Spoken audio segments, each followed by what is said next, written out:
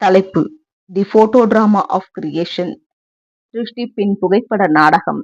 பக்கம் 36. நிழலான ஆசரிப்பு கூடாரம். பாவ நிவாரண பலியை கொல்லுவது. ஆசாரியன் பரிசுத்த ஸ்தலத்திற்குள் நுழைவது. கிருபாசனத்தின் மேல் தெளிப்பது. இஸ்ரவேலரால் நியாயப்பிரமாண உடன்படிக்கையை நிறைவேற்ற முடியாது என்பதை தேவன் முன்னரே அறிந்திருந்தார்.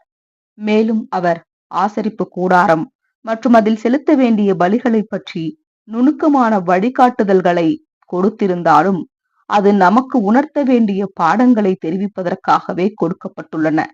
ஆசரிப்பு கூடாரமானது அதன் பிரகாரம், பரிசுத்த ஸ்தலம், மகா பரிசுத்த ஸ்தலம், அதன் பனிமூட்டுகள், ஆசாரியர் மற்றும் பலிகள் என அனைத்திலும் தெய்வீக திட்டத்தின் மிக முக்கியமான அம்சங்களை விளக்குகின்றது.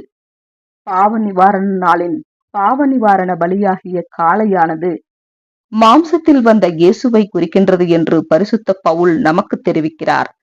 காளையை கொல்லுவது இயேசுவின் ஞானஸ்தானத்தில் தொடங்கிய அவரது பலியை குறிக்கிறது. அவருடைய பலியில் இயேசு நிஜமான ஆன்டிபிபிக்கல் பிரதான ஆசாரியராகவும் இருந்தார். பொன் பலிபீடத்தின் மீது செலுத்தப்பட்ட தூப வர்க்கமானது பிதாவின் சித்தத்தை செய்வதில் இயேசுவின் இருதயபூர்வமான பிரயாசங்களை சுட்டிக்காட்டுகின்றது.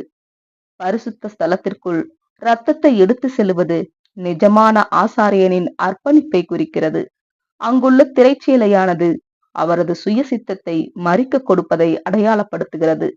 இதன் வழியாகவே அவர் ஒரு புது சிருஷ்டியாக ஏற்றுக்கொள்ளப்படுகிறார். திரைச்சீலையின் கீழாக கடந்து செல்லும் பிரதான ஆசாரியன் மனிதனாக வந்த இயேசு கிறிஸ்து கல்வாரியில் தமது ஆத்துமாவை ஊற்றி தேவன் தமக்கு தந்த சரீரத்தை மரணத்தில் ஒப்பு கொடுத்ததை குறிக்கின்றார். பிரதான ஆசாரியன் கிருபாசனத்தின் மேல் இரத்தத்தை தெளிப்பது பரலோகத்தில் இயேசு தமது சொந்த பலியையும் அதன் பின்பு தமது சபையின் பலியையும் நீதியின் முன்பாக செலுத்துவதை குறிக்கின்றது. காளையின் கிறிஸ்து இயேசுவின் இரத்தம் வெள்ளாட்டுக்கடாவின் சபையின் இரத்தத்தை பரிசுத்தமாக்கி அர்ப்பணிப்புக்கு ஏற்றதாக மாறச் செய்யும் வரைக்கும் வெள்ளாட்டுக்கடாவின், அதாவது சபையின் இரத்தத்தினை கொண்டு எதுவுமே செய்ய முடியாது. பிரதான ஆசாரியன் பிரகாரத்தில் தன்னை சுத்திகரித்துக் கொண்டு உடை அணிந்து கொள்ளுவது அவமானப்படுத்தப்பட்ட சரீரத்திலிருந்து மகிமையும் வல்லமையும் நிறைந்த நிலைக்கு கிறிஸ்து முற்றிலுமாக மறுரூபமானார் என்பதை சுட்டி காட்டுகின்றது. மகிமையின் வஸ்திரங்களை அணிந்திருந்த பிரதான ஆசாரியன் மனுக்குலத்தை ஆசிர்வதிக்க வல்லமை பெற்ற மேசியாவை அடையாளப்படுத்துகிறார். யாத்திராகமம் 28ஆம் அதிகாரம் 2ஆம் வசனம், பிலிப்பியர் 3ஆம் அதிகாரம் 21வது வசனம். ஆரோன் ஜனங்களை ஆசிர்வதிப்பது மேசியாவின் 2ஆம் வருகையின் போது தமது ஆட்சியில் உண்மையான இஸ்ரவேலராக மாறப்போகும் அனைவரையும் ஆசிர்வதிக்கப் போவதை நிழலாக காட்டுகிறது.